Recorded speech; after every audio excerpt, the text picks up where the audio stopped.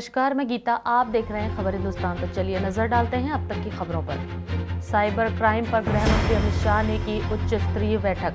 लगातार अपग्रेड होती नई टेक्नोलॉजी के बीच देश में साइबर क्राइम की घटनाएं भी बढ़ती जा रही हैं, जिसके चलते इससे निपटने के लिए केंद्रीय गृह मंत्री अमित शाह ने मंगलवार शाम उच्च स्तरीय बैठक की। बता दें कि अमित शाह की अध्यक्षता में हुई इस मीटिंग में साइबर क्राइम पर विस्तार से चर्चा की गई।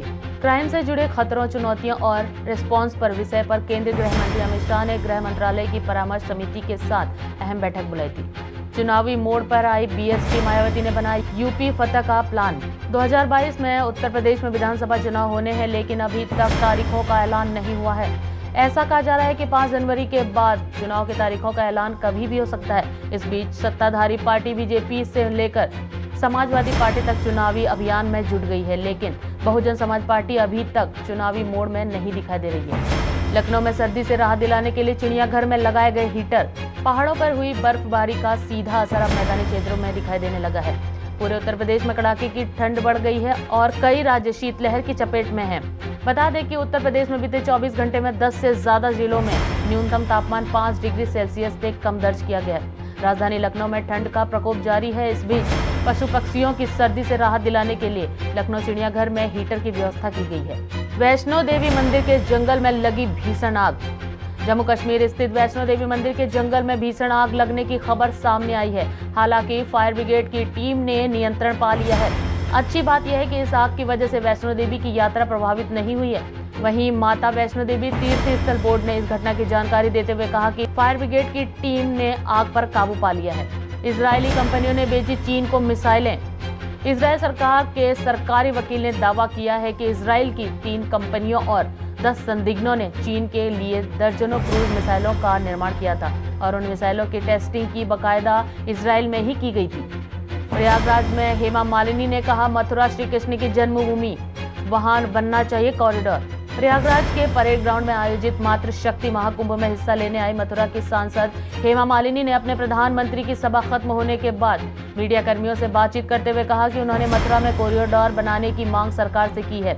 इसके साथ ही हेमा मालिनी ने कहा कि काशी विश्वनाथ में बहुत सुंदर कॉरिडोर बना है। अयोध्या में भी भव्य राम मंदिर का निर्माण शुरू हो चुका है, इसलिए सबको लगता है कि मथुरा में भी कॉरिडोर होना चाहिए। शादी समारोह में 6 साल की मासूम के साथ हुआ दुष्कर्म। मध्य दिल्ली के रंजीत नगर इलाके से दिल दहला देने वाला मामला सामने आया है। बता दें कि माता पिता के साथ शादी समारोह में आए 6 साल की मासूम के साथ दुष्कर्म किया गया है। बताया जा रहा है कि शादी में ही मौजूद एक शख्स मासूम को कॉपी किताब देने के बहाने सामुदायिक भवन के एक सुनसान कमरे में ले गया और उसके साथ दुष्कर्म किया। इस बीच मासूम कमरे में खून से लथपथ मिली, जिसके बाद फौरन उसे नजदीकी अस्पताल में ले जाया गया। फिलहाल पुलिस ने आरोपी को गिरफ्तार कर लिया है। महाराष्ट्र में शीतकालीन सत्र से पहले विधानसभा के 10 कर्मचारी हुए कोरोना पॉजिटिव। महाराष्ट्र में आज से शीतकालीन सत्र शुरू हो रहा है। एहतियात के तौर पर इससे पहले विधायक, विधानसभा स्टाफ, पुलिस और कर्मचारी मिलाकर 3500 लोगों का आरटीपीसीआर टेस्ट किया गया था। इस दौरान जांच में 8 पुलिसकर्मी और मंत्रालय के 2 कर्मचारी कोरोना पॉजिटिव पाए गए हैं। स्वास्थ्य सचिव ने कोरोना से बचने के राज्यों को बताए 5 उपाय। केंद्र सरकार ने कोरोना के ओमिक्रॉन स्वरूप के बढ़ते मामलों को लेकर राज्यों को सतर्क किया है।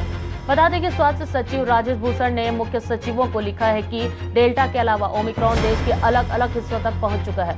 इसे काबू करने के लिए सख्ती से राज्य और केंद्र शासित प्रदेशों को आगे आना होगा, सख्त कदम उठाने होंगे। उन्हें ट्रस्ट ट्रैक व सर्विलांस, कंटेनमेंट जोन और नाइट कर्फ्यू की नीति अपनानी होगी। भारत विरोधी फर्जी खबरें फैलाने वाले पाकिस्तान के 20 यूट्यूब चैनल को किया गया बैन। पाकिस्तान के 20 यूट्यूब चैनलों और 2 वेबसाइटों को एक्शन के बाद हटा दिया गया है। जी हां, इकोनॉमिक टाइम्स की एक रिपोर्ट के अनुसार आईटी अधिनियम के मध्यस्थ दिशा निर्देशों और डिजिटल मीडिया आचार संहिता के तहत 20 यूट्यूब चैनलों और 2 वेबसाइटों को हटा दिया गया है। तो ये थी अब तक की खबरें। अगला अपडेट पाने के लिए देखते रहिए खबर हिंदुस्तान।